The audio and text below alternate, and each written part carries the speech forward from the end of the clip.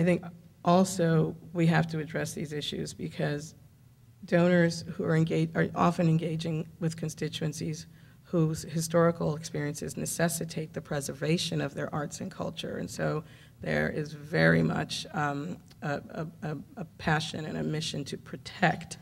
And it's often difficult to even see someone who's a supporter as someone who is a true supporter, because we don't even acknowledge in our day-to-day the history that has brought us to where we are. I mean, how often do we discuss the fact that the art produced by the very indigenous cultures that we are committed to protecting today remains a pillar in the financial base of corporate and private foundation funds that are allocated to their causes? I mean, I think this is a raging dialogue in many communities that have experienced colonialism or oppression in some form, or that do not feel that they control their destiny. And we need not fear being a part of that dialogue. I mean, I think it is time for us to really open that up. For every challenge faced by community-based arts organizations, there are countless new solutions being offered to overcome historical crises, and many are born of urgency. You know, this is the urgency that we all feel in times like these to protect these institutions. However, it is also time for us, you know, both donors and arts administrators, to collectively address a fundamental reality that our support for programs without addressing the core needs of institutions and supporting the platform that implements them, even in stable times, does not maximize their effectiveness. Doing so now in a financial crisis ultimately enables their weaknesses, and those weaknesses can become critical factors in their demise. I think the sooner that we have those discussions, the sooner that we open up that dialogue, the sooner that we can start to address these major challenges, and the sooner that we can start to ensure the future viability of these organizations that we love. I think donors have to encourage leaders of community-based arts organizations to identify their institutional deficiencies and engage in this open dialogue. I didn't have a problem with being honest and open with a donor because I was a donor, but I can understand why a community-based arts organization's management would not be able to do that. And I think it's times like these where the donor really has to sometimes take that first step.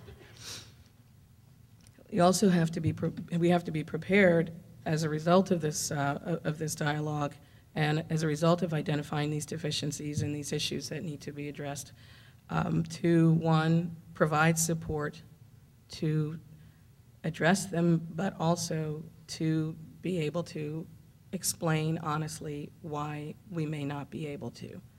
I think a letter stating that funding will not be available does not provide the critical feedback that community-based organizations need right now.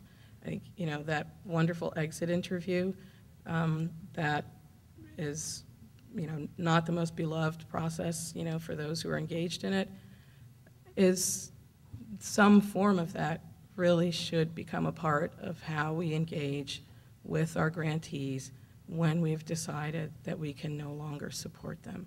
I think the exchange that takes place in that dialogue not only can provide support and legitimacy to executive directors who often understand those issues but are challenged to draw their trustees' attention to them because those trustees may not understand them themselves. And ultimately, those issues are deprioritized by trustees. And in small organizations, we know that sometimes there's an imbalance of power there. And very often, you know, it's the trustees who drive what are considered to be the priorities of the day.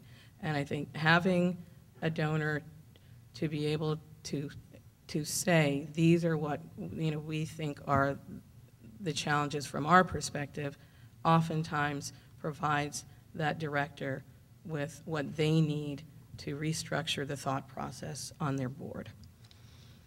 There's little difference between a child in the developing world who has no access to the arts and the child only blocks from this venue who's surrounded by a multiplicity of arts experiences to which he or she has no access. I think we, as mission-driven individuals, understand that probably more clearly than virtually anyone.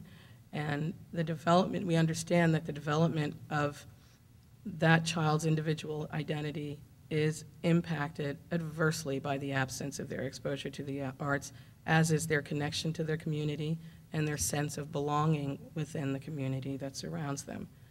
We all know that the arts are an integral part of who we are as individuals and the society that we become. We are all born artists. Our cry at birth is our first unique act of self-expression, and it's your commitment to and love for the arts that has transformed the lives of many throughout the world, really not just here.